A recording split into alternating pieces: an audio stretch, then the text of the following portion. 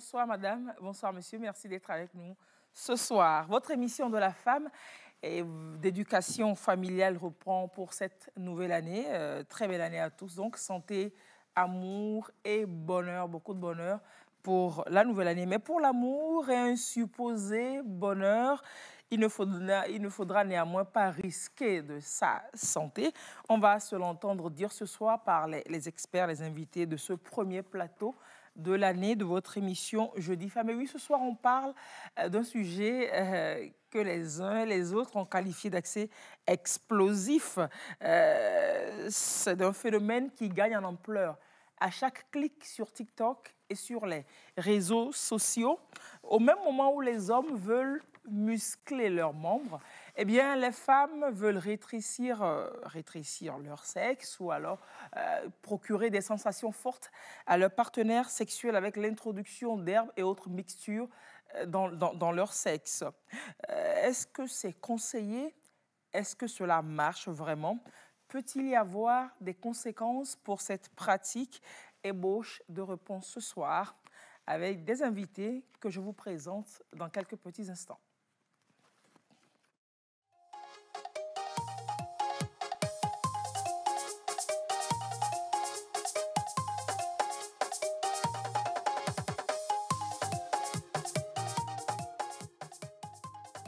Allez, on va y aller avec la présentation d'abord de Madame Laré Monkuna Sadibi Ebani. Comment vous allez? Je vais bien, madame. On fait tout part de la dame, tout part d'elle. Elle vient de soutenir un master sur un sujet, le sujet qui nous rassemble ici ce soir, analyse des représentations socio-culturelles de l'utilisation des produits végétaux à des fins sexuelles en milieu urbain au Togo. Et vous avez pris le cas spécifique des femmes en milieu urbain. Déjà, qu'est-ce qui a motivé ce travail? Bon, il y a de cela 3 ans, 4 ans, j'ai eu le bac à Niamtougou et j'avais 2 amis Yoruba. Un soir, nous sommes restés pour parler du mariage dans nos communautés. Et c'est là-bas, elles m'ont parlé de l'utilisation de ces produits qui commencent depuis le bas âge. Oui. Bon, tout le monde a donné très bas âge, hein, oui, disons 3-4 ans. 3-4 ans.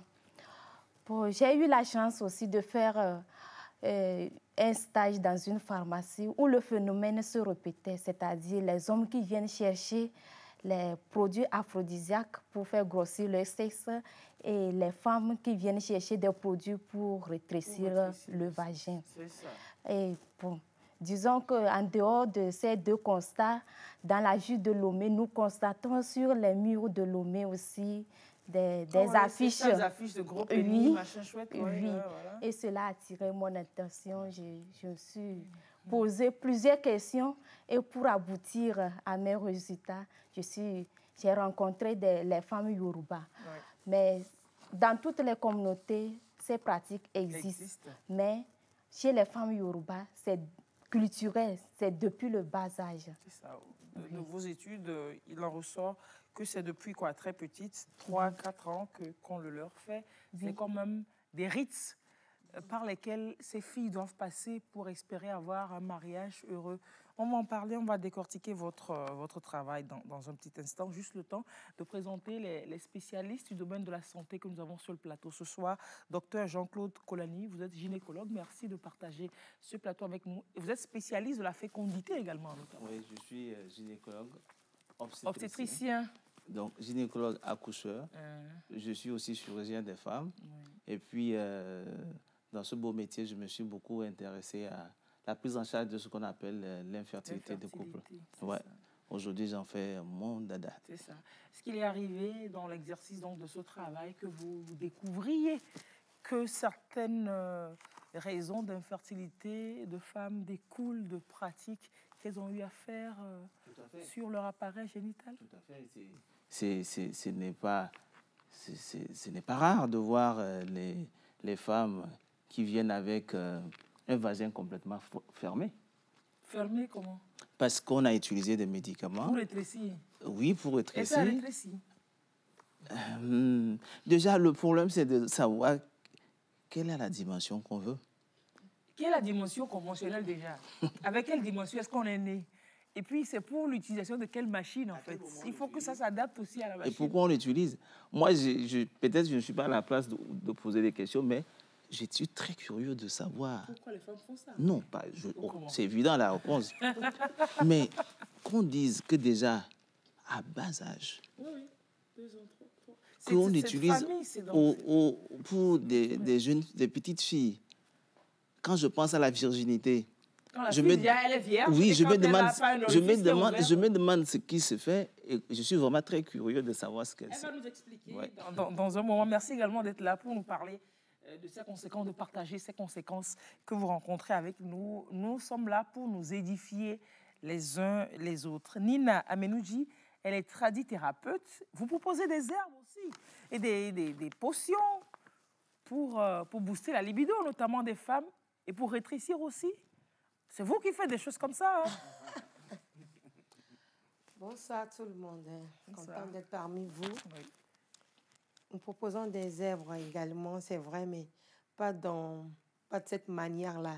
Il y a une façon d'utiliser ça et pour qu'on l'utilise aussi, on va en venir bientôt. C'est ça. Je précise que mon tradithérapeute n'est pas choisi au hasard. C'est quand même des praticiens de la médecine traditionnelle qui sont homologués par l'Université de Lomé et le CAMES. Il y a une cellule au niveau de l'université qui travaille avec la médecine traditionnelle.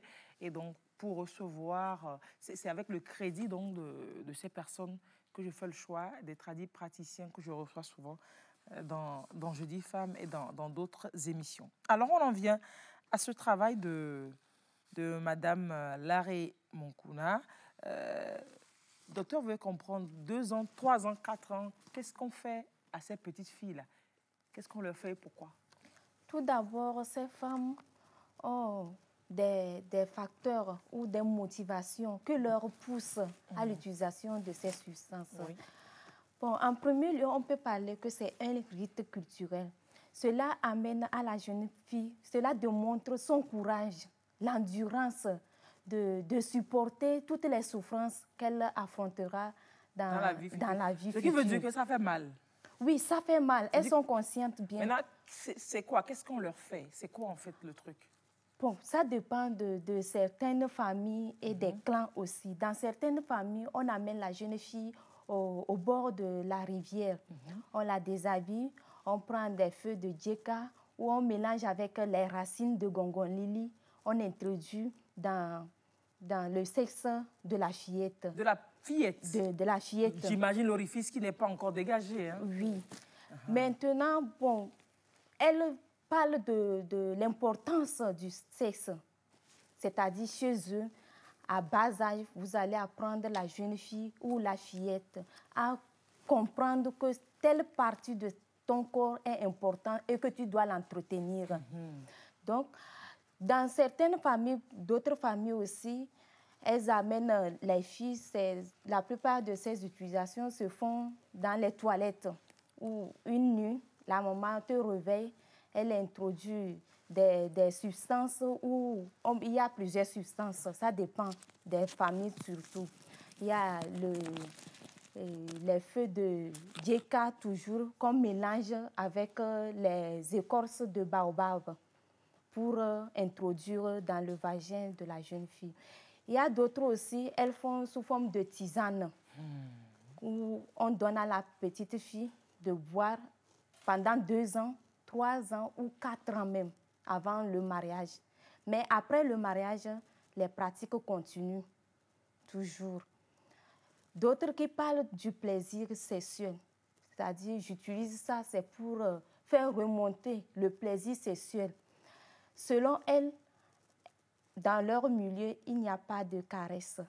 Quand l'homme s'approche de toi ou l'homme a besoin de faire l'amour avec toi directement, et il y a certaines substances où il faut utiliser pour être mouillée en tant qu'une femme vite, pour ne pas être blessée. C'est-à-dire que la femme, qu'elle ait envie de faire l'amour ou pas, elle se prépare à tout moment à accueillir son homme, que son corps soit prêt ou pas. Donc, pour aider le fonctionnement normal, physiologique de son corps, donc, elle doit utiliser de ces substances pour que le corps soit prêt à tout moment. C'est ça. D'accord. Et d'autres aussi disent que, bon, comme mon homme utilise les produits aphrodisiaques pour faire grossir son sexe, bon, je ne sais pas comment expliquer. Il faut que je réponde aussi, il faut que je suive la gamme. Je réponds, mais ça élargit mon vagin. Il faut que je cherche tellement des substances pour faire rétrécir, pour que mon homme soit satisfait. Pause. C'est-à-dire que l'homme, lui, il utilise des substances pour... Maintenant, comme il utilise des substances pour grossir le truc, donc à chaque fois, il faut que moi, je réutilise des substances pour appétit, pour que quand lui vient... Ok, d'accord. Bon, finalement, c'est que lui au centre de tout ça. Oui, d'accord, je vois. Ouais. Mais il y a d'autres hommes aussi qui demandent quoi? À la femme que le sexe est tellement large, d'utiliser ces genres de produits. C'est pas son truc qui est petit, c'est... Ok, d'accord. Oui. Donc, il y a certaines femmes aussi qui disent, j'utilise ça, c'est pour pouvoir gagner le pouvoir dans la famille. C'est-à-dire? Nous savons bien que les fonctions de la femme sont limitées dans le foyer. Donc, dans certains foyers, oui. Oui, dans certains foyers, effectivement. Donc, pour ces substances ou produits utilisés sont comme des produits d'envoûtement où l'homme perd son pouvoir et que la femme prend le pouvoir pour pouvoir régner. Oui. Moi, je croyais entendre que dans des couples, dans des familles polygames, je croyais qu'elle allait me dire que certaines femmes utiliseraient pour pouvoir captiver. Oui, il y a aussi ça dans son travail. Oui, il y a ça aussi. Puisque c'est supposé, le milieu dans lequel elle travaille, c'est un milieu qui est a priori musulman, donc polygame. Oui. Donc, les femmes voudraient plus, c'est comme... c'est sous forme d'une arme. Outil marketing, quoi. Oui, c'est sous forme d'une arme pour lutter contre la polygamie. Selon elle, avoir un vagin bien serré, l'homme ne sortira pas dehors pour chercher une autre femme. Ou alors, s'il a d'autres femmes, il te préfère toujours. Toujours. Il faut lutter souvent sur toi, pour être la femme la plus heureuse ou la femme la plus aimée, la préférée de monsieur.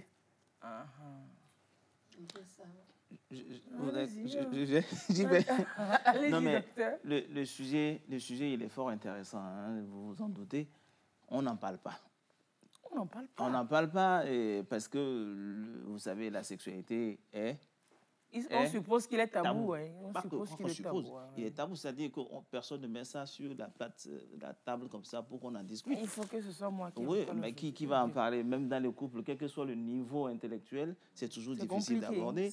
Avec vos enfants, c'est compliqué. À l'école, c'est compliqué. Les éducateurs, ça ne marche pas. Nous-mêmes, à l'hôpital, ce n'est pas toujours aisé. Je suis gynécologue, je parle de la fonction de reproduction, mais glisser toujours sur la fonction de sexualité, vous voyez, surtout en concrétisation avec Linda, c'est toujours pas aisé. Et quand les gens viennent pour en parler, c'est toujours difficile.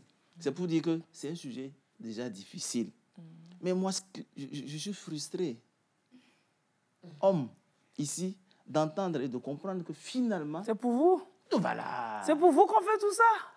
Et que tout ce qui se fait là, tout ce qui se dit, tout ce qui se pense, tout ce qui se vit, finalement, la femme, elle ne fait rien pour elle-même. Et elle s'enfonce alors dans tout. On met ceci dedans. On prépare sa fille déjà, avant même qu'elle ne sache ce qu'elle a entre ses cuisses. On commence par lui introduire des choses, soit disant que elle va faire le bonheur d'un homme un jour, qui, quelque part, lui, il ne sait même pas. Il s'en fout, il ne sait pas son problème. Et le jour où il a devant lui, il ne sait même pas ce qu'il a. Il ne sait même pas tout le sacrifice. C'est pour dire que malgré tout ce que vous faites, tout ce qu'elles font, il y a un biais. Ce n'est pas le calibre qui va définir la sensation et le plaisir sexuel.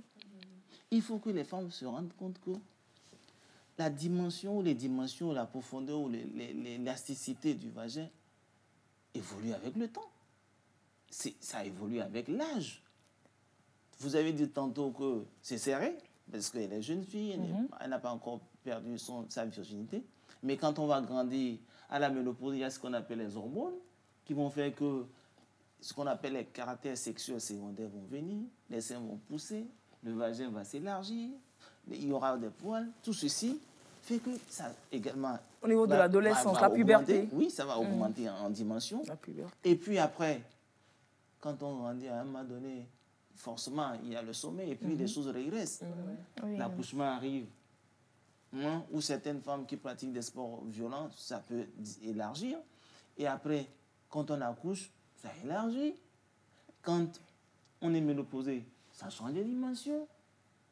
Donc, il faut d'abord concevoir que c'est un phénomène physiologique naturel, normal. Chez l'homme, c'est pareil. Je ne sais pas pourquoi vous cherchez à vous adapter à quelqu'un qui aussi, dans le temps, change. Il n'est pas fixe, il n'est pas figé. Et que ce dont on parle, c'est quoi? La sexualité. Hein? On dit quoi? Faire l'amour. On ne dit pas souvent avoir un rapport. Mais c'est ce qu'il dit. On le dit parfois. On dit ça, c'est pas ça qui est recommandé, c'est le faire l'amour qui est la chose. Oui, mais qu'est-ce que ça comporte?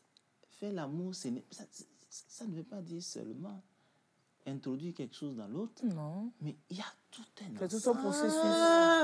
C'est tout un art. C'est de l'art. C'est tout un ensemble. Et que donc, résumer le plaisir sexuel à la pénétration, simplement. La pénétration, donc, quelque chose de mécanique, quelque chose, et puis ça ne sert pas.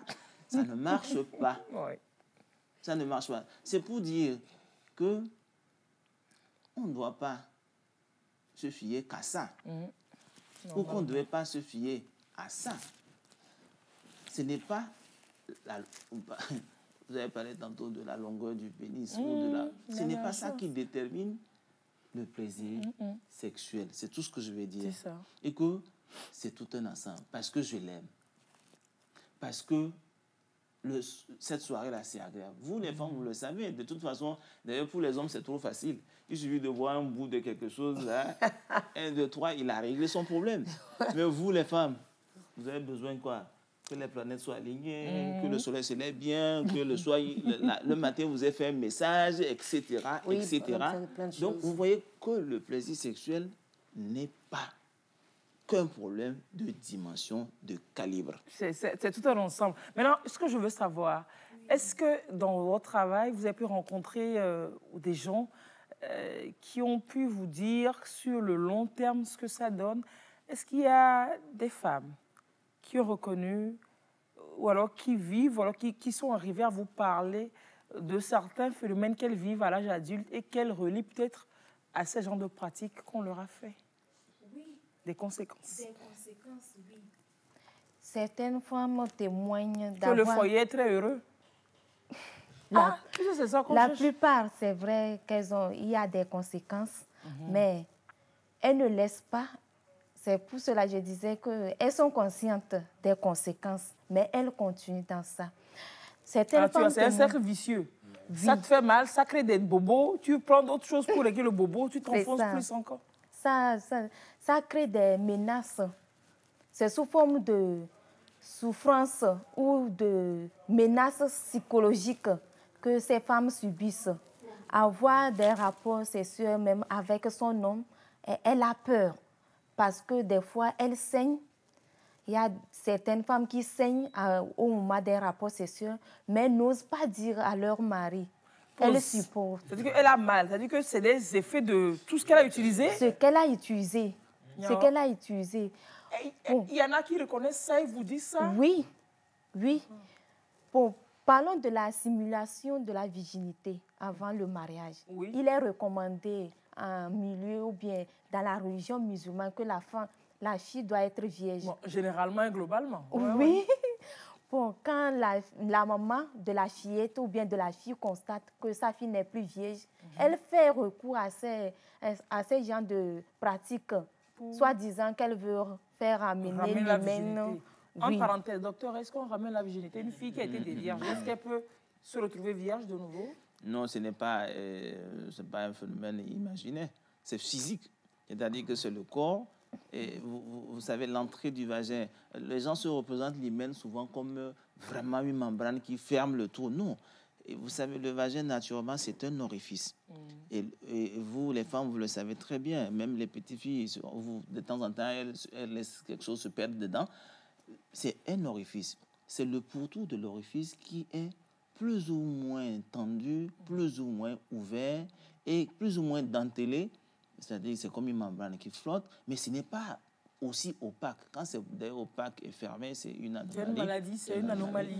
Donc, le premier rapport, qu'est-ce qui se passe? La membrane qui est tout autour, n'étant pas encore assez souple selon l'âge, n'étant pas assez dilatée, forcément, l'intromission d'un pénis d'un adulte va entraîner un fort. Ok, ça, voilà, se ça se déchire. Et ça peut saigner. Alors, après, cette plaie-là va se cicatriser. Mais une fois déchirée, c'est fini. On ne peut plus retrouver sa virginité. Donc, ce qui veut dire que si on a un rapport sexuel plus tardif et que l'organe est mature, on ne va pas saigner? Si, on peut toujours saigner. C'est variable d'une femme à une autre. L'hymen diffère d'une femme à une autre. Et d'ailleurs, il y a même des femmes qui n'ont pas su qu'elles ont perdu leur virginité ou qui ne se rendent pas compte de la perte de la virginité parce qu'elles ont ce qu'on appelle un hymen complaisant. Elles sont d'autant plus élastiques, on va dire, que le rapport n'entraîne pas forcément un déchirement de l'hymen. Et ça peut créer des problèmes à la famille, que la on a l'impression qu'elle n'était pas vierge. Vierge.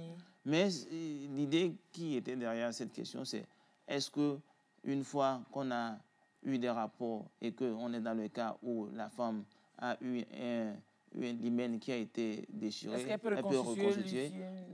On peut toujours chirurgicalement. Chirurgicalement, mais avec les herbes, tout ça. Non, je ne vois pas ce que ça peut faire. Oui, allez-y. Oui.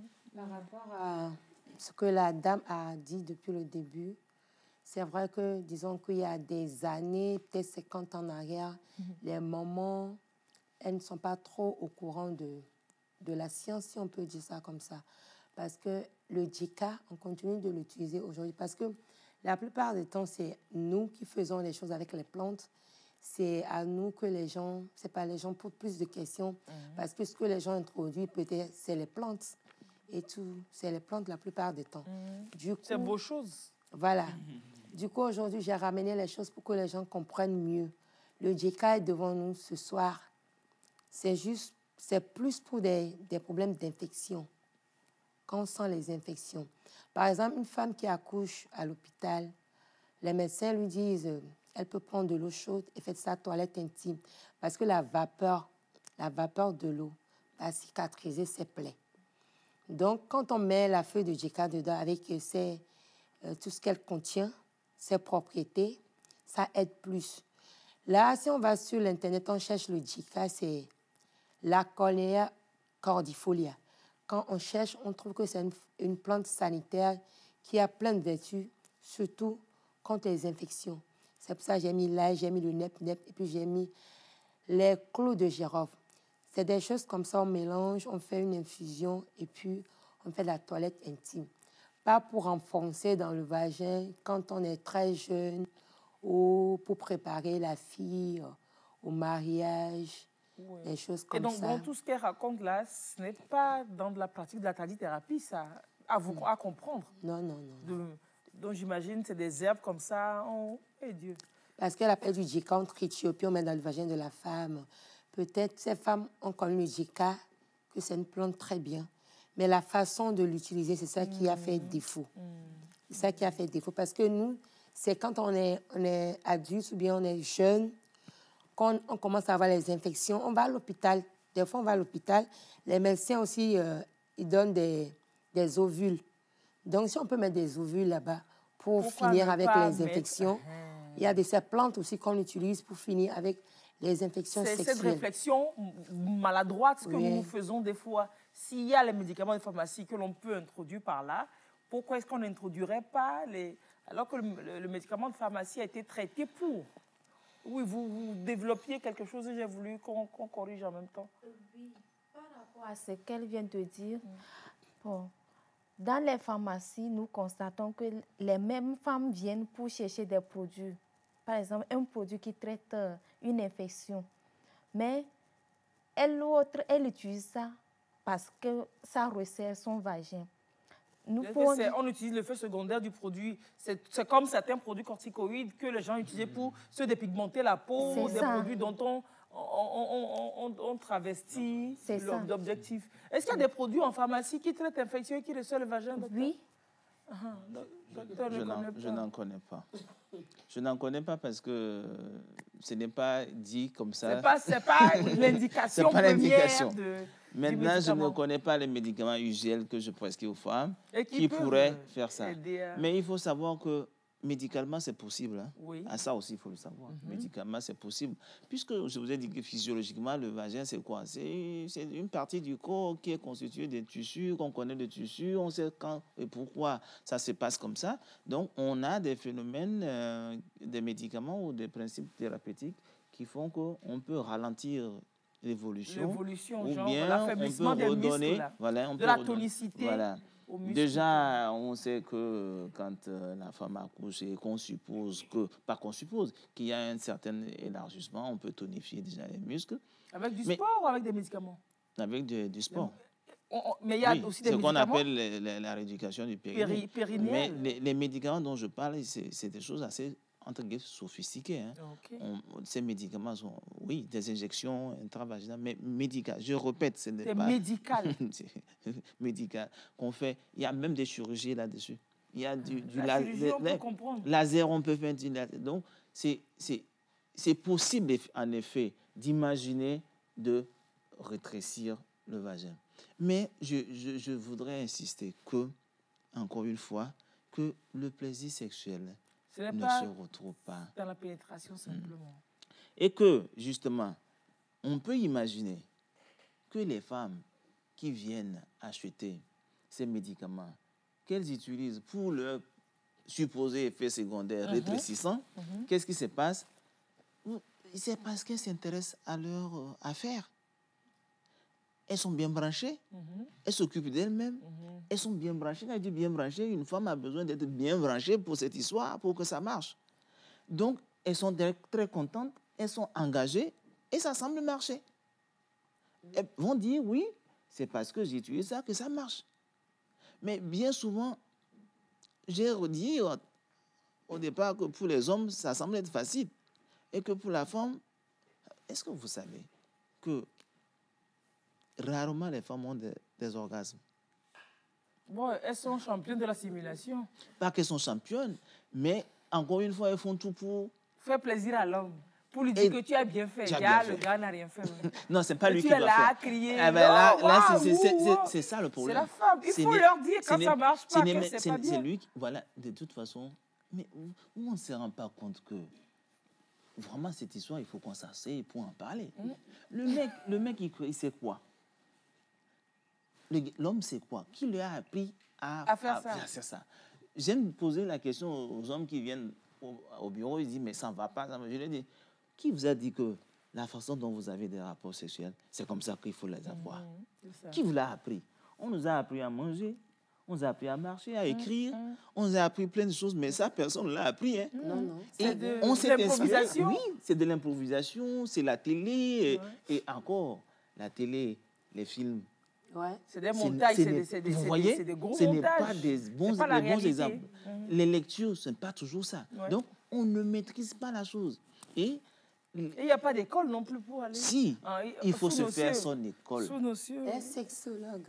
Non, mais il y a les sexologues, mais encore faut-il trouver le temps, trouver le moyen d'aller ensemble. Non seulement le temps, le moyen, mais tomber tous les préjugés qu'on a, avoir le courage d'y aller en couple et dire apprends-moi à faire ça. La vraie école, c'est le couple. Ouais. Le couple, c'est extraordinaire de pouvoir poser le problème dans le couple, dire voilà, nous avons un souci, il faut qu'on le règle. On se regarde les yeux dans les yeux, on dit on commence, on fait comment, qu'est-ce que tu veux, qu'est-ce que tu aimes d'abord, qu'est-ce que tu aimes, qu'est-ce que tu n'aimes pas, quand je fais ceci, qu'est-ce qui ne marche pas, pourquoi tu ressens, qu'est-ce que tu ne ressens pas, et on fait aujourd'hui, on fait, et demain on recommence, et c'est comme ça qu'on s'apprend, on se découvre. Les hommes ne connaissent pas les femmes. C'est pas des champions, c'est pas des grands héros. Les hommes ne connaissent pas. Où est-ce qu'ils ont appris? Et si les hommes disent ça, ils ont raison, puisque les femmes elles-mêmes ne se connaissent même pas assez. Et qui va les connaître? Donc, comme je vous disais, l'orgasme, c'est quasi une fois sur deux, peut-être même pas. Et il y a des femmes qui n'en cherchent même plus, parce qu'elles ont l'impression que c'est comme ça. Et là encore, je voudrais qu'on sépare les choses, que le plaisir sexuel, ce n'est pas que l'orgasme aussi. Il y a des femmes qui n'ont pas du tout d'orgasme, mais qui sont satisfaites de leur relation sexuelle. Donc, il ne faut pas en faire... Il n'y a pas des normes établies quelque part et qu'il faille forcément des records à atteindre forcément. Je dois forcément atteindre. Ce n'est pas les Jeux olympiques. Voilà. J'aimerais poser une question, docteur. Oui. S'il vous plaît, si pendant l'accouchement, il y a une femme qui a une déchirure ou bien la femme elle a des infections sexuelles, du coup son odeur elle est désagréable. Ça veut dire qu'il y a un liquide qui coule et puis c'est bizarre. Ça peut faire que son vagin est plus ouvert parce que c'est mouillé façon tout ça. Voilà. Donc, si vous arrivez à lui prescrire des produits, elle se traite et que maintenant c'est bien sec, c'est séché, est-ce qu'on est d'accord que c'est plus potelé, je sais pas, plus... Et les vieux. Voilà. C'est plus rétréci. Est-ce que ça peut se faire? Parce qu'il y a d'autres, là, c'est pas parce que son homme a un gros un gros pénis, excusez-moi, mais peut-être elle est très infectée, du coup. Elle a la plaie là-bas, c'est bizarre, du coup. C'est pas possible. Oui, c'est vrai. C'est vrai que, comme je le disais, les conditions d'une sexualité réussie sont des conditions, elles sont nombreuses, c'est plus multifactoriel. Et vous parlez d'odeur déjà, hein, vous comprenez que s'il y a de bonnes odeurs, et ça ne crée pas des conditions. Elle se pose des questions. Est-ce que ce monsieur il ne sent pas mes odeurs? Pendant qu'elle se pose des questions, elle n'est pas dedans. Elle n'est pas dedans, elle n'est pas et dans lui, s'il sent les mauvaises odeurs, lui aussi, c'est pas ça. Donc ça ne marche pas. Ouais. Mais ce que vous avez dit, il y a ces odeurs, oui, qui ne sont pas bonnes pour les conditions d'une bonne sexualité. Mais les écoulements aussi, qui ne sont pas ces écoulements qui sont plutôt normaux au cours des rapports, c'est vrai que s'il y a trop de lubrification, trop d'humidité, ça n'arrange personne non plus. Et penser que quand on prescrit les médicaments, ça va rétrécir, ce n'est pas que ça rétrécit, ça va recréer donc des conditions juste normales de rapport. Et donc, je peux considérer que dans ce cas, ça marche mieux. Oui, les conditions normales. Normales. C'est de ça qu'il s'agit. Si ça rétrécit, c'est ça. Donc, on parlait des femmes donc, qui vous parlaient, qui vous confiaient leurs difficultés, les conséquences. Oui. Oui. Il y a, les conséquences médicales que j'ai énumérées dans mon document, qui parlent du saignement, le coulement d'un liquide. Qu'est-ce qui peut justifier ça, docteur? Que ton liquide... Corrosion liquide qu'on utilise, ils ont... Nos médicaments, nos plantes, elle est là, hein. Les principes actifs des médicaments, c'est aussi... C'est des poisons, c'est des drogues, c'est des principes actifs. Et on a toujours tendance à ne pas... On se méfie de tout ce qui est à dire. Oui, parce que la médecine moderne n'a pas pu mettre le nom sur tout ce que ça contient et sur tout ce que ça peut faire. Alors, elle a bien défini, en ce qui concerne, vous avez dit le nom quoi? Le DICA. Elle a bien dit ce que c'est, ce que ça contient. Mais à côté, ce qu'elle utilise, elle ne maîtrise pas tout ce que ça peut faire. Et puis, les mélanges que l'on fait... Le séjour, voilà, les interactions ça peut donner autre chose. On va dire, oui, les interactions des produits, des principes, mais aussi le séjour même. Dedans. Vous savez, le vagin n'aime pas des choses. Le vagin, c'est ce que ça aime, là, ça connaît. Voilà. C'est ça. Ce que ça aime, ça connaît. J'ai dit aux femmes, souvent, il n'y a qu'une seule chose qui doit aller là-bas. On sait ce qui doit aller là-bas. Mais parce que, je profite pour dire que, vraiment, ne mettez pas les doigts dedans. Les doigts? Oui. Le nôtre bien, le sien. Ne mettez pas les doigts dedans.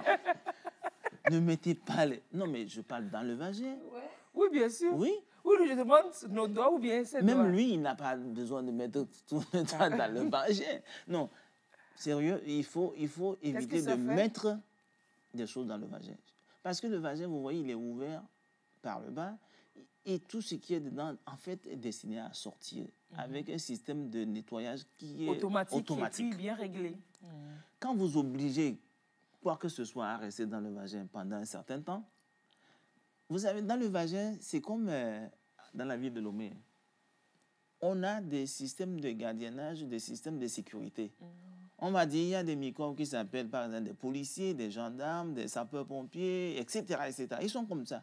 Et ils se tiennent en respect. Quand il vient, il voit quelqu'un qui ne va pas bien, ça voilà. dégage. Ils se tiennent en respect, ils ne se créent pas de problème. Ils ne se créent pas de problème entre eux. Mais quand vous créez des conditions qui font qu'une population se sent lésée ou devient un pays dominante, va aller envahir l'autre. C'est fini. Vous créez des situations qui ne sont pas intéressantes et c'est là où vous avez des odeurs. Le fait que ça se joue là-bas, le simple contact peut entraîner des plaies. Alors, le simple contact des produits. C'est pour ça que, même pour la médecine conventionnelle, il y a des produits qui sont en gélule, parce que ça doit traverser quelque part avant d'aller se fondre quelque part. Il y a des... Et que ce n'est pas encore cicatrisé, qu'elle a des rapports, qu'est-ce qui se passe? Elle va saigner. Oh, ouais, c'est vrai. Quand ça entraîne une plaie et que finalement, vous savez, le vagin, il n'est pas permanemment ouvert. Même dehors, si ça semble ouvert, à l'intérieur, les parois sont collées.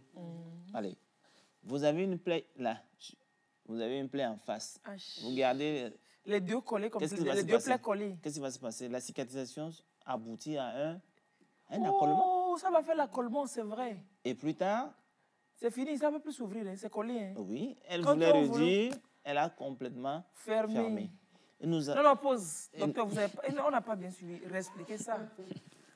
Bon Dieu, c'est simple à concevoir que quand on crée des plaies avec donc certaines substances qui sont corrosives dans le vagin. Corrosif, c'est-à-dire qu'elle dounait. C'est comme voilà. Ça lime la partie, oui. Finalement, la cicatrisation va entraîner la fermeture du vagin parce que les plaies... Toutes les parois sont blessées, donc toutes les parois vont se cicatriser et puis c'est collé et c'est fermé. Oui. Mais c'est simple à comprendre. Elle a une plaie, mais elle ne peut pas avoir de rapport. Elle m'a dit, j'attends un peu. Elle attend que la plaie cicatrise avant. Et quand la plaie va cicatriser, c'est égale fermeture. Et nous en recevons. Pause. Donc, quand elle va vouloir faire un acte sexuel, elle va constater qu'il y a des difficultés, que ça fait mal, ça déchire. Monsieur va se rendre compte que ça ne passe plus comme avant, que c'est plutôt difficile, qu'on rentre à peine. Donc, vous avez reçu des cas comme ça? Oui. Que c'est fermé? C'est fermé. C'est fermé. Des pratiques de ce genre? C'est même aussi pratique thérapeutique parce qu'elles ont eu besoin de traiter autre chose. Elles voulaient, oui. Et... c'est ça. Et qu'est-ce qui se fait dans ce cas? Chirurgie? On opère, c'est une chirurgie... lourde, j'imagine. Lourde dans le fait qu'on va répéter l'opération. Vous comprenez que chaque fois que vous ouvrez, que vous laissez, ça va se refermer encore. Donc, on ouvre, on met ce qu'on appelle des pénis artificiels et vous voyez, elle est obligée de porter ça... Pour garder ouvert. Pour garder ouvert, pour que ça cicatrise. Pour que ça cicatrise sans coller sur le parois. Et malgré tout, on n'arrive pas d'emblée à réussir. Donc, ça risque de se refermer encore un peu. On reprendra. Ainsi de suite, on gagne de l'espace, de l'étendue jusqu'à pouvoir en guérir. Waouh. Oui, ça peut arriver. Non, mais sérieusement. Oui, ça peut arriver malheureusement. Donc, vous parlez de ça. Oui. Nous admettons que la pierre d'Alam, je ne sais pas si vous connaissez. La pierre d'Alam, oui, est utilisée au niveau des aisselles pour enlever les odeurs. Mais après l'accouchement, il y a certaines femmes qui utilisent avec les cristaux de menthe qui fait ravage de nos jours pour renforcer les muscles du vagin. On introduit bien, c'est dans infusion d'eau chaude. Bon, ça dépend. Les gens peuvent introduire, bon Dieu, de la menthe. Non. Les cristaux de menthe mélangés avec la pierre d'Alam écrasée. Et on introduit dans le vagin. Mais il faut du courage pour ça. Thérapeute, c'est vos choses, ça. Est-ce que c'est possible de faire ça? Bon, les gens maintenant, je dirais, ont trop de courage. Entre guillemets, trop de courage. C'est-à-dire... Il y a la dernière fois une cousine qui m'a appelée pour me dire que pour son soin de visage, quelqu'un lui a dit d'écraser les clous de girofle et d'appliquer ça sur le visage. Au visage? Maintenant, elle-même, elle a réfléchi un peu au moins. Mais comme ça, elle voulait me demander encore. C'est vrai. Je lui ai dit, bon, d'abord, ça, c'est très piquant, c'est chaud. Vraiment? Les clous de girofle, il faut un truc doux pour le visage. Quand on veut donner... La peau du visage est tellement fragile. Voilà, il faut un truc doux. On met du miel, un truc qui est vraiment doux. Mais clous de girofle, tu vas t'irriter. brûler. Tu vas t'irriter. Je lui ai juste dit, maintenant, tout ce que vous regardez sur les réseaux sociaux, pas la peine de les appliquer dès que vous regardez.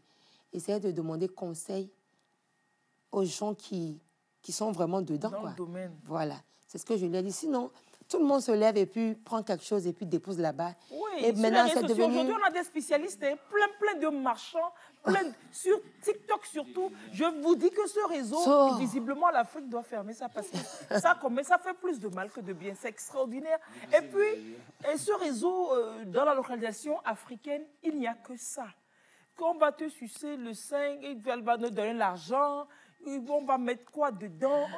Il y a, mais ça pue. Je suis désolée de ne pas faire votre affaire, mais ça devient dangereux. C'est un problème de santé publique aujourd'hui, cette affaire-là. Mais donc, Pierre Dalin et Christo de Mantes, là, vous, en tant que tradithérapeute, vous dites qu'on n'envoie pas ça dedans là-bas. On peut pas. Non. D'abord, les cristaux sont trop forts. Dès que même quand moi j'ai le rhume, je mets un cristaux dans de l'eau chaude. Quand tu bois, ça t'ouvre les narines, ça t'ouvre tout ici, là, tout le sinus est ouvert. Mais c'est quelque chose qui est vraiment chaud que quand tu le bois même, voilà, c'est pas trop confortable, mais tu assures. Mais le mettre dans le vagin, non, ça va t'irriter. Ce que le docteur a dit, c'est ce que ça va créer. Donc, tradithérapeute a dit non. Maintenant, médecine conventionnelle dit quoi? C'est la même chose, c'est-à-dire que quand on dit médecine conventionnelle, on acceptera que ce qui est conventionnel. Et là, ce n'est pas du conventionnel. Et j'avais dit ça assez vite, le vagin n'aime pas autre chose que ce qui est. Donc, si vous mettez, c'est ainsi que tout le monde lave son vagin, tout le monde achète une notion pour dire je nettoie, j'entretiens. Le vagin nettoie, s'auto-entretient. Et encore une fois, il y a une évolution normale. Mais c'est comme la peau du visage, c'est comme le visage, c'est comme la peau du corps. Il y a une évolution de l'élasticité des dimensions du vagin. Encore une fois, la sexualité, ce n'est pas que l'intromission, ce n'est pas que l'orgasme, c'est tout un ensemble. C'est un bien-être, c'est une belle soirée, c'est une sensation après on dit oui, on a passé une bonne soirée. Pas que forcément on a eu l'orgasme ou qu'on a fait 10 heures sans éjaculer. Ça, c'est le versant masculin, ça. Non? Donc, il faut qu'on sache ce qu'on veut. Les femmes, je vais provoquer les hommes. Les femmes, on prend tout le temps que d'éduquer les femmes. On fait tout. On fait, oui, assieds-toi bien, t'es pas bien assise là. Oui, une femme. C'est ça. Est-ce qu'ils font ça aux jeunes garçons? Je ne suis pas sûre. C'est ce que je vais dire. C'est les filles voilà. seulement. C'est ce que je veux dire. Nos sociétés ne préparent que la femme à se marier. Qui a éduqué un garçon pour dire c'est comme ça on s'occupe d'une femme? On lui dit on ne pleure pas. Oui. Le garçon ne pleure pas. Non, mais il ne pleure pas, mais ça ne pleure pas. On lui dit souvent le garçon ne pleure pas. Le garçon, lui, il va chercher l'argent dehors. C'est ce qu'on lui dit. Non, mais moi je veux qu'on dise une femme, on parle à une femme comme ça. C'est ça. Ah, on ne parle pas à une femme comme ça. Bah oui. Ah non, on embrasse une femme ici. Ah, on lui tient sa main. Et quand une femme pleure, quand la femme ne sort pas de sa chambre, oui, va voir ce qui se passe. Oui, quand elle a ses menstrues, oui, quand elle a mal... On lui explique ce que c'est les menstrues déjà, oui. Oui, quand elle sera enceinte, c'est comme ça. Mais la femme, on dit, nettoie, quand ton mari, quand il va se lever, avant que... etc. On ne prépare que la femme jusqu'à ce qu'on lui mette des choses terribles comme ça. Pour qu'elle soit une meilleure, ou la femme désirée du prince qui ne se soucie même pas de la femme. Et qui n'a jamais pensé, non, lui, tout est cadeau, il est assis, c'est bon, on lui amène une femme.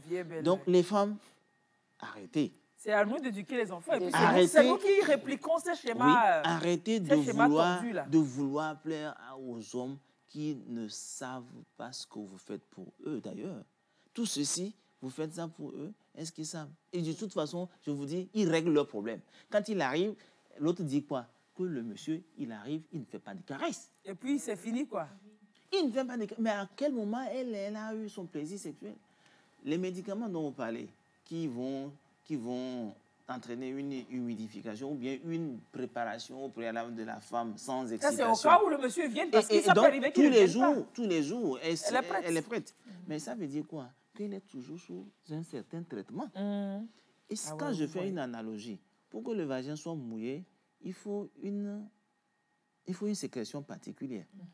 Et cette sécrétion, on connaît, c'est des oestrogènes, c'est des hormones. Donc, est-ce bourre d'hormones tout le temps? Nos plantes sont douées de principes estrogéniques. Oui, Okay. Donc, c'est sûr qu'elles ont trouvé un médicament qui a cet effet estrogénique. Mais pour une femme qui va se mettre sous estrogène en permanence, tout le temps, il y a des problèmes derrière. Qu'est-ce que ça risque? Ah non, c'est clair. Une pression hormonale unique, estrogénique, à long terme, ça développe des cancers. Hein? Ok, Oui. d'accord. Ça développe des cancers. Certains cancers gynécologiques. Certains cancers gynécologiques. Oui. Donc, c'est comme ça que ces produits que l'on se fout dans les machins chouettes peuvent donner des cancers. Si ça a des fautes estrogéniques, des hormones, à long terme, si ce n'est pas ça qui induit le cancer directement, ça suppose, c'est un facteur favorisant de certains cancers. Il faut faire attention. Maintenant, c'est-à-dire que donc il y a des boules que l'on vend même sur les réseaux, puisque ce n'est pas que dans le monde de Yoruba que ça se passe, on l'a dit. C'est globalement, c'est généralement que ça se fait. Des boules que l'on vend et que l'on insère dans le vagin, que ça prend une durée, que ça fond, ça disparaît. Ou alors on vous montre vous-même des épices que vous pouvez faire, mettre ça en petites rondelles que vous le foutez à l'intérieur, etc. C'est-à-dire que rien de tout ça là n'est conseillé. Non, ce n'est pas bon. Laissez le vagin tranquille. Docteur dit, laissez le vagin tranquille. La thérapeute va nous dire quoi? Oui. Moi, ce que j'aimerais ajouter, c'est que il y a des femmes dehors, comme on l'a dit tout à l'heure, tout le monde est devenu médecin, tout le monde est devenu tradithérapeute. Il y a des gens qui n'ont fait aucune étude, juste parce que, bon, c'est là maintenant, c'est devenu quelque chose, donc je veux m'aventurer aussi dedans.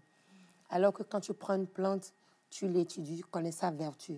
Donc, quand une femme vient chez toi et qu'elle a de ces infections, il y a des choses que nous, on leur donne. Vous partez toujours sur le principe de l'infection? Oui, oui. Voilà. Moi, je pars sur le principe de l'infection et non juste pour se faire plaisir comme ça. Donc, il y a des choses qu'on prépare que la femme peut utiliser.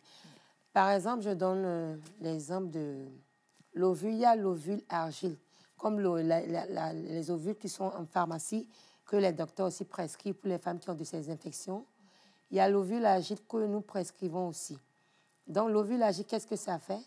Tu prends une ovule, tu trempes dans l'eau, tu mets dans le vagin comme on met les ovules qu'on va à l'hôpital.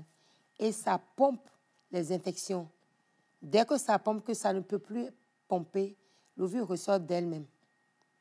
Vous comprenez? Donc, dans le cas pour traiter les infections, nous avons de ces pratiques que nous faisons à nos patientes pour traiter leurs infections.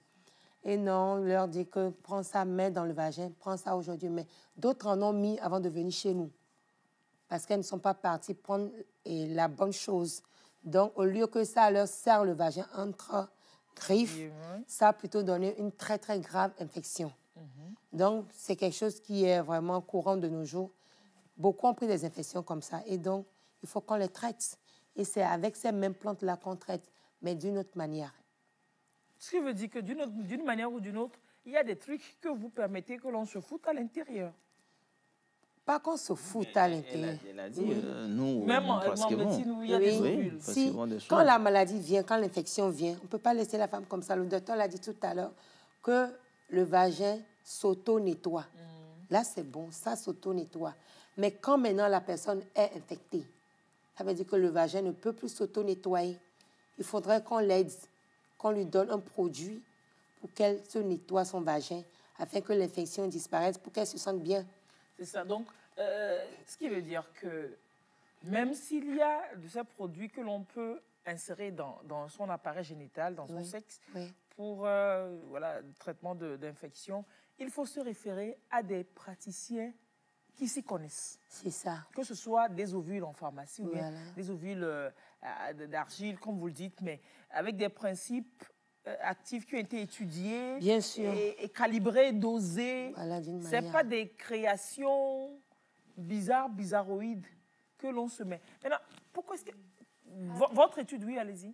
Avec la modernisation d'aujourd'hui, ces femmes font recours à la médecine, c'est-à-dire les produits dans les pharmacies, que moi j'en connais. Il y a le Vagigel que les femmes utilisent pour resserrer le vagin. Docteur. Il y a la crème vaginale aussi.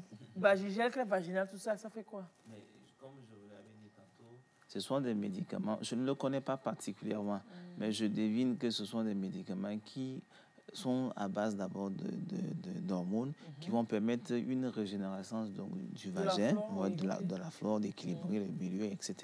Je ne le connais pas particulièrement, mais c'est tout ce que je peux dire là-dessus. Et je voulais aussi dire que médicaments, il y a des produits qui peuvent... Donc, ça s'appelle du collagène. Oui, c'est du collagène. Ça s'appelle du collagène. Donc, ce collagène-là, c'est un tissu qui permet donc de retonifier le collagène, de ralentir la régression. Il y a le collagène pour la peau également. Voilà, exact. À un certain âge, oui. on prend de la pommade à base de collagène pour la peau. Donc, si ça contient... C'est juste pour tonifier, hein? Oui, c'est juste pour donner... C'est pas pour resserrer. Oui, après, moi, je crois qu'il y a une composante inversante psychologique de la chose qui n'est pas négligeable. Oui. C'est la psychologie, c'est pas faux. C'est l'effet placebo. Tant qu'on utilise le truc, quand on va faire l'accession, on se dit... Dans sa tête que forcément, parce que j'ai utilisé ce produit pour cet objectif, c'est atteint. Il y a quelque chose qui se passe, mais ce n'est pas... je pars de 10 cm, j'arrive à 1 cm. Non. Et d'ailleurs, quand c'est trop serré, hein, je me demande si ça fait du bien. Ça ne doit pas faire du bien. Maintenant, avec ces femmes qui aujourd'hui découvrent les conséquences, est-ce qu'elles acceptent de perpétuer encore la tradition avec leur progéniture? Oui, elles continuent ces pratiques parce que, comme je disais, c'est culturel.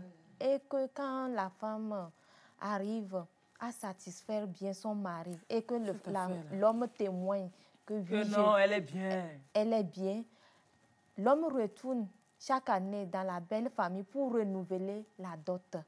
Donc, c'est un contrat. Vous comprenez le business finalement, docteur.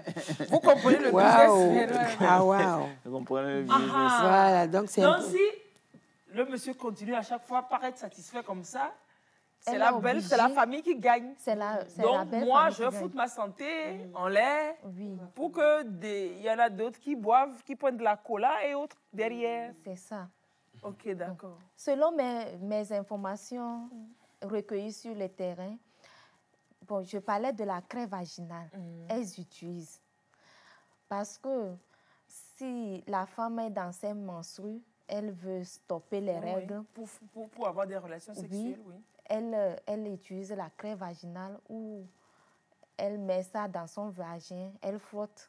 Cela dure au moins 5 secondes. Au-delà de 5 secondes, le vagin se relâche. Et tu vas voir que la plupart des femmes ont des vagins qui sont relâchés. C'est à cause de ces utilisations. Maintenant, la crème, là, l'effet, c'est pour arrêter les menstrues. C'est pour arrêter les menstrues. Qui doivent revenir après, bien qu'ils vont plus revenir. Maintenant, si tu utilises ça trop, ça vous...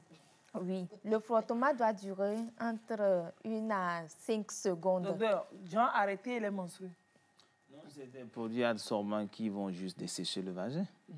C'est tout. Mais arrêter les menstrues, il ne s'agit pas d'arrêter. Ça dessèche le vagin pour un moment et puis après le flux sanguin reprend. Elle l'a dit. Elle a dit. C'est vous qui avez créé des médicaments comme ça encore? Non. La crème dont elle parlait, est-ce que c'est la médecine conventionnelle? Moi, je ne connais pas non plus. C'est ce que je dis. C'est en pharmacie. Non. Je découvre. Ah, c'est pas en pharmacie. Je découvre des choses. C'est tradithérapeute. C'est la pratique comme ça aussi. Vous en avez? Non, j'ai eu à acheter parce que c'était sur les réseaux sociaux, comme j'étais en train de faire mon travail. Donc, c'est vendu sur les réseaux sociaux? Oui, c'est vendu. Que la crème vaginale? Oui. Et les gens achètent? Oui. Bon, j'ai contacté la dame. J'ai dit, je voulais acheter. Est-ce que vous avez une autre photo? Bon, ça dépend de comment c'est. C'est comme la crème du sexe pour l'homme. Ah, donc, ça dépend de la crème. Oui, ça dépend de la grandeur. De la taille de ton truc, tu vas choisir la taille. Elle m'a envoyé les différentes sortes. Elle m'envoie ceci, je dis non. c'est petit. Elle me voit l'autre, je dis oui, c'est bon. Ça, c'est bon. Et on a discuté pour le prix, je dis, je te reviens. Juste, j'ai gardé la photo pour pouvoir prouver illustrer votre travail. Oui. Alors, estimation du prix, c'est combien? Bon, la plus petite était à 6 000. La plus petite? Oui, la plus petite. Donc, ça dépend moins 10 000, 11 000. On s'est arrêté à 14 000 pour la grande craie. C'est-à-dire que tu achètes une fois pour de bon, tu utilises ça alors jusqu'à, ou bien c'est usage unique? Non. Elle m'a dit qu'il y a un temps. Donc, pour le moment, je choisis, je paie et elle va me suivre dans mes utilisations. De la craie? De la craie. Il suffit juste que je m'allonge avant les rapports, c'est sûr. Si je suis dans mes menstrues. Non, mais ce qui fait le fond de commerce de tout ça, c'est parce que la sexualité n'est pas maîtrisée. La sexualité n'est pas toujours bien comprise. Et comme on a dit, on ne le dira jamais assez, on n'en parle pas, on ne met pas assez de lumière là-dessus. Donc les gens profitent donc de ce manque d'informations pour faire leur fonds de commerce et exploiter les autres. Ce qui est important de dire, c'est qu'aujourd'hui, la sexualité n'est plus aussi un sujet tabou comme avant. Il y a des informations qu'on peut quand même avoir. Il y a des personnels médicaux. Moi, je ne suis pas un sexologue, mais je ne suis pas loin de ça. Et donc, on peut toujours trouver quelqu'un qui puisse répondre à vos questions. Les jeunes, parlons-en. Les jeunes, aujourd'hui, le manque d'informations et le trop plein d'informations, c'est-à-dire qu'ils n'ont pas de bonnes informations. L'information est la bonne, ils ont beaucoup d'informations, ils sont noyés, donc dedans, ils ne savent pas trop. Ils ne savent pas faire le tri, ils peuvent pas. Il faut se référer à des gens qui sont vos parents. Et encore faut-il que nous aussi, les parents l'information. Les parents donnent l'occasion d'en parler. Déjà. Et il y a des services aujourd'hui de planning familial un peu partout. Oui, il y a la TBF, il y a les services de l'IPPF, il faut s'approcher des gens. Et les parents, par contre, il faut aussi créer des occasions pour que les enfants parlent de sexualité. Oui. Introduire le sujet, leur donner l'opportunité d'en parler. C'est facile de dire ça. Non, mais il faut des mécanismes déjà pour que les parents même aient l'information, aillent s'instruire, qu'ils aient l'information avant. Déjà, quand l'enfant te pose une question que tu supposes délicate, non, oui, mais... alors que ce n'est pas la meilleure des manières. Vous pourrez lui dire, cette question est la bienvenue. On va trouver un temps voilà, et on en reparle. Je vais quand chercher. Même, tu pars là, tu vas chercher. Tu vas chercher. Et tu vas dire, hier, avant-hier, tu m'as posé une question là. Il faut jouer sur l'indice, comme si vous n'aviez pas le temps, si vous n'avez pas la réponse. Tout à fait. Dites que ça, c'est une très belle question. Tu veux en savoir plus. J'ai tellement d'éléments, tu dis, on en reparle. C'est un sujet intéressant. C'est un sujet très intéressant. Important. Oui, mais moi, ce qui m'a quand même plu au-delà de ces effets qu'on dénonce, mais c'est le fait que finalement, quand même très tôt, eux, ils ont compris que la sexualité est centrale. Qui en face de la business, ils ont compris très tôt que cette affaire-là, il ne faut pas banaliser. Elle peut témoigner. Vous êtes plus sollicité quand même par rapport à ces affaires-là que pour tout autre, non? Bien sûr. Pour les hommes qui veulent booster la libido. Oui, c'est un peu ça. Le truc aujourd'hui, c'est qu'avec notre alimentation, 50% ce problème. Quand je dis 50, c'est plus de 50%. Du coup, quand vous venez avec le problème d'abord, c'est l'alimentation, moi, que je dis. Moi, j'ai reçu un monsieur, il est venu avec plein de problèmes, tout ça mélangé. Mais quand moi, je l'ai vu, j'ai vu qu'il n'est pas en forme d'abord. Il n'est pas en forme. Et puis, je lui ai dit, bon, est-ce que quand tu vas au marché, c'est un musulman, donc ils sont tout le temps au marché. Qu'est-ce que tu manges? Est-ce que tu manges bien? Parce que moi, quand je vais te donner mes produits, il faut que tu manges pour qu'on ait le résultat adéquat. Une alimentation saine, voilà, équilibrée. donc j'ai commencé à lui dire, bon, arrive au marché, mange bien, prends assez de fruits. Arrive à la maison, mais quand il vient, il est venu après un mois, lui-même il est bien, il est en forme, je lui demande comment ça, il dit que maintenant ça va, et on continue le traitement. Donc d'abord, on essaie de gérer le côté alimentation, et puis les produits qu'on donne, comme c'est des produits naturels, c'est des compléments alimentaires. Des gens qui ont des problèmes d'éjaculation précoce, tout ça. Bon, on n'a pas besoin de faire plus de 10 minutes. C'est ça. Quand on parle de machin précoce... Plus de 10 minutes pour les va-et-vient. Là, c'est déjà bon. Le truc peut durer 1 heure de temps, mais il y a autre chose dedans. Oui, autre chose dedans. C'est ça. Tout ce qu'on met dedans jusqu'à après. après. 1 heure, 24 heures, comme on dit. Voilà, tout peut durer du matin.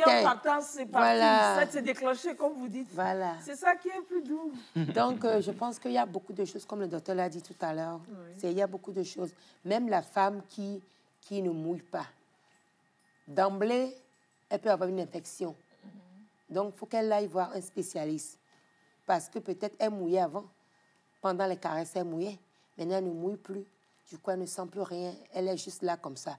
Elle peut aller voir un spécialiste pour lui dire, voilà, mon problème, c'est ça. Le spécialiste, je suis sûre qu'il va demander comment ça se passe avec ton homme. Parce que tout vient de là. Maintenant, si elle dit qu'avec son homme, c'est parfait, c'est bon, mais le problème vient d'elle-même. Je pense que c'est rare, un docteur. Donc, si c'est bon avec son homme et qu'elle ne mouille pas toujours, on va chercher la cause on peut voir peut-être c'est une infection, et puis on va l'aider, tout ça. Comme le docteur l'a dit, il y a des spécialistes. Mais quand on va voir ces spécialistes, ils vont vous donner juste peut-être le 30%.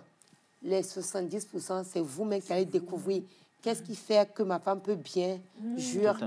Qu'est-ce qui va faire que mon homme va aller, c'est pas au 7e ciel, tout ça. Donc, c'est pas ces médicaments-là qu'on dit que tu insères quelque chose dans l'affaire 5 minutes avant de commencer le truc, et puis le monsieur, il peut même construire, il peut même mettre du goudron dans la tâche. Elle a parlé de l'éjaculation prématurée ou précoce en passant.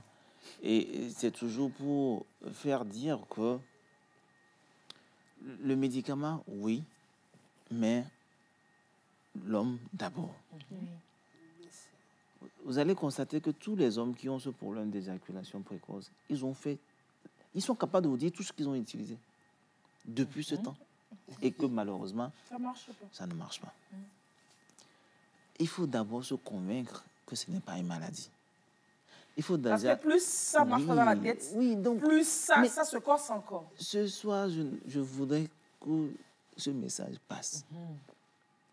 Avoir des rapports sexuels réussis, c'est dans la tête. D'abord, les femmes le savent. Les femmes, si elles ne le savent pas, il faut qu'elles le sachent. Elle n'est pas contente, ça ne marche pas. Elle lui a mal parlé le matin, là, le soir, là, il veut faire, il n'a qu'à faire sa chose, ça ne marche pas. Il va descendre et puis il va passer, il va aller dormir. Si elle n'est pas contente, ça ne marche pas. Si elle n'a pas eu ce cadeau, ça marche. On lui donne un cadeau, ça passe. Donc, c'est ici. Mais pour les hommes, il faut aussi savoir que c'est quand même pour les femmes, c'est physique. On ne peut pas avoir travaillé toute la journée, on a pris... on a pris des tonnes de je ne sais quoi. Le soir, c'est le même corps que vous sollicitez pour avoir des rapports. Comment vous voulez que et puis vous plaignez que c'est précoce, machin. Vous plaignez que ce ne soit pas performant. Après, elle a dit ils sont stressés. Mais ils ont tous les problèmes du monde. Une sexualité, un rapport sexuel, ça se prépare quand même. Le minimum. L'homme même, on a un temps de préparation assez court, mais on se prépare quand même. Bon, en même temps, c'est pas comme si tout a toujours été préparé. Non. Il y a des déclics également. Même si le coup que vous faites, comme vous avez dit le matin en passant, comme vous l'avez dit tout à l'heure, mais il n'est pas aussi impréparé que ça. Bien sûr. Il y a toujours un jeu de regard. C'est parce que derrière, il y a une ambiance, voilà, une ambiance qui a favorisé tout ça.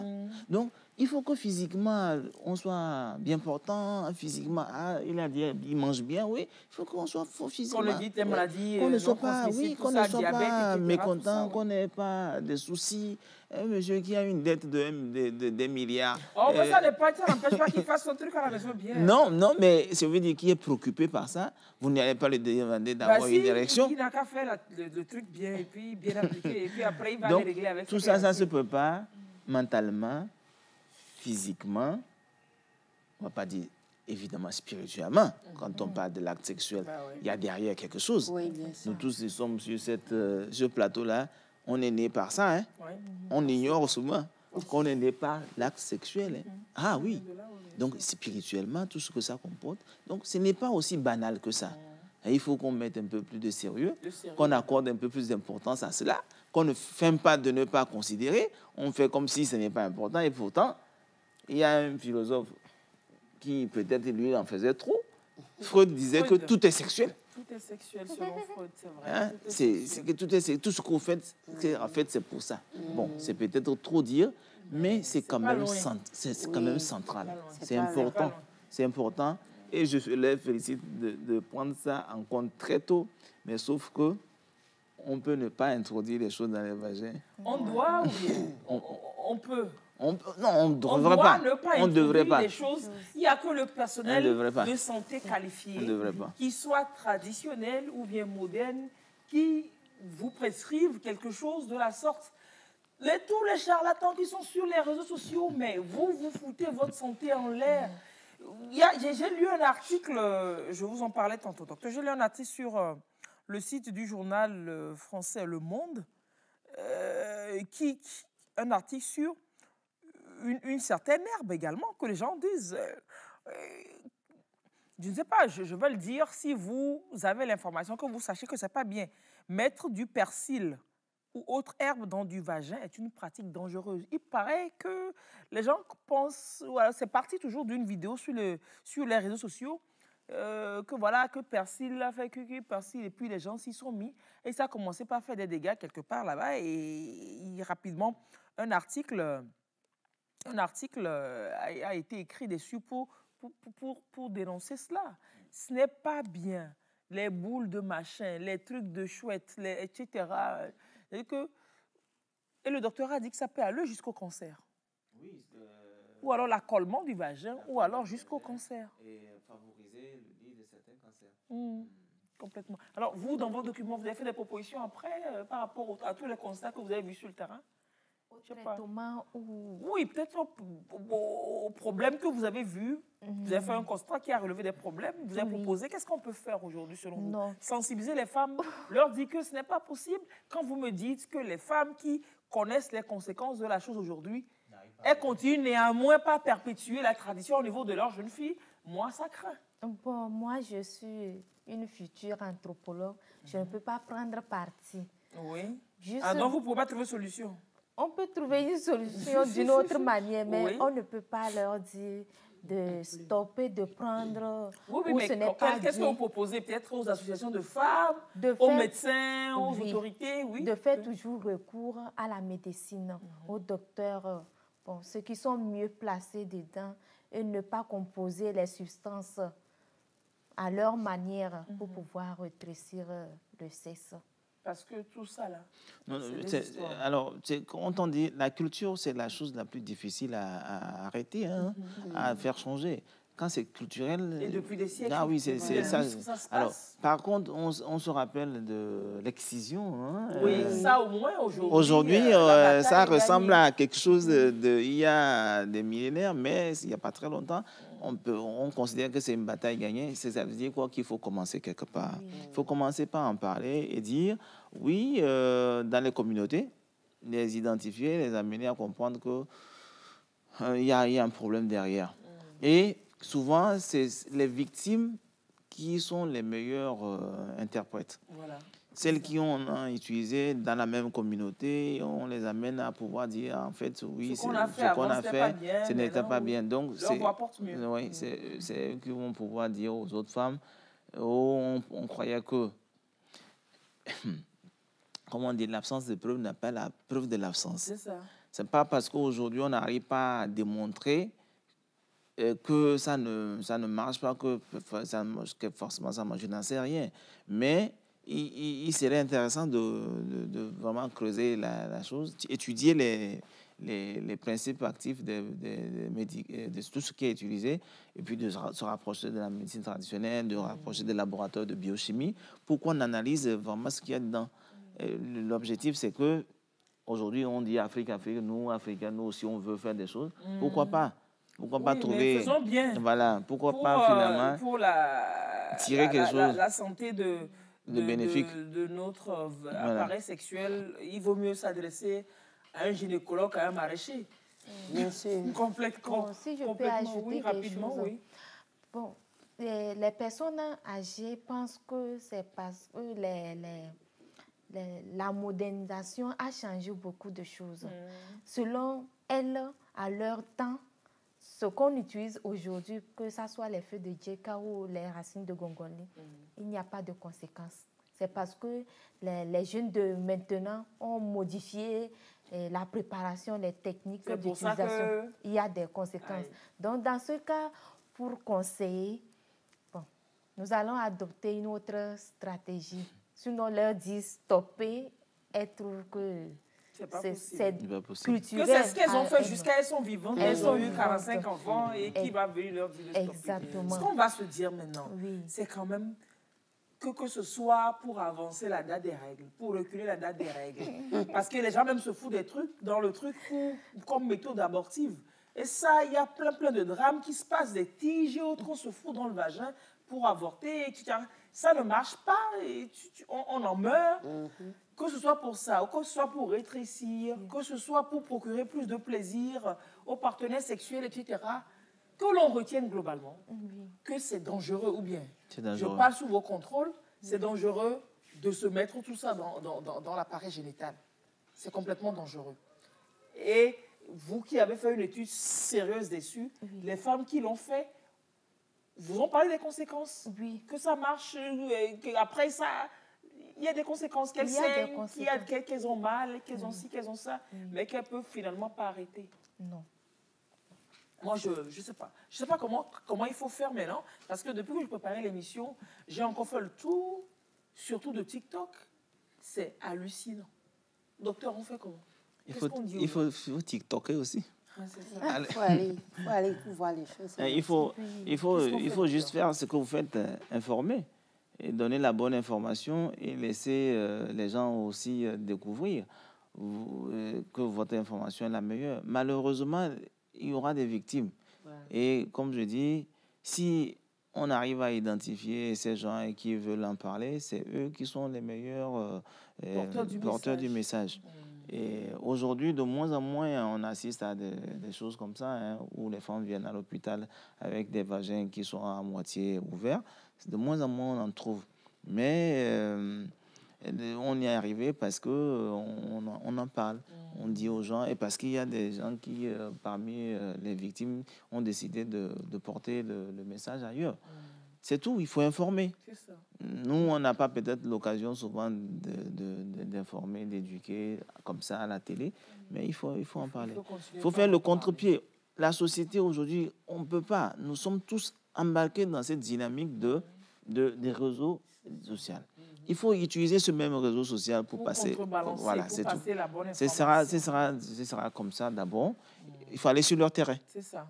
Pour les combattre mieux là-bas. Alors, le docteur Jean-Claude Kolani qui dit que le vagin n'aime que ce que vous savez qu'il aime, ne foutez rien d'autre là-dedans.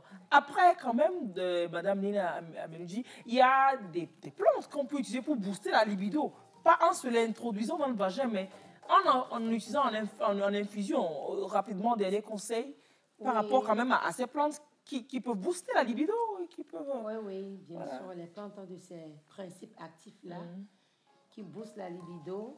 Mais c'est vraiment important de se référer à quelqu'un qui est dans le domaine. C'est très important parce que sinon on va finir par se retrouver à l'hôpital avec les mêmes problèmes. C'est ça. Donc, très important. Ne faisons pas les trucs de nous-mêmes parce que quelqu'un a dit ici, ça. Non. Demandons conseil et puis restons scotchés. C'est ça. Et pour ceux qui viennent nous en vendre sur les réseaux sociaux, ne nous fions pas au nombre de likes, au nombre d'abonnés que la personne a eu, à la bouche mielleuse de la personne, mais fions-nous au dire de quelqu'un de professionnel. Et comme je l'ai dit, oubliez le vagin aux fines herbes. En d'autres termes, il vaut mieux s'adresser à un gynécologue qu'à son maraîcher en ce qui concerne l'intimité anatomique. Voilà, c'est bien cela. Sinon, on va se retrouver avec bien de désagréments. Mais merci d'avoir participé à cette discussion ce soir. Merci énormément. Madame Laré Monkouna Sadibie Bani, vous qui avez soutenu un document, un mémoire en master sur ce sujet, analyse des représentations socio-culturelles de l'utilisation des produits végétaux à des fins sexuelles en milieu urbain au Togo. Il y en a également en milieu rural. Vous avez pris le cas précisément des femmes Yoruba et on a compris qu'elles n'étaient pas les seules à faire les pratiques, que c'est généralisé et c'est pas très conseillé. Et aujourd'hui, les gens de TikTok vont m'en vouloir, mais je ne peux pas faire autrement que de dire que ce n'est pas la peine. Les boules que vous foutez là, ce n'est pas la peine. Le docteur a dit que ce n'est pas bien. Mais merci d'être passé, hein. Docteur Jean-Claude Kolani, vous sortez du bloc opératoire et vous avez atterri ici directement. Merci pour la disponibilité. Ce n'est que le prolongement de mon travail. C'est ça. C'est la prévention. Comme ça, j'éviterai de recevoir des vagins difficiles à traiter. C'est ça.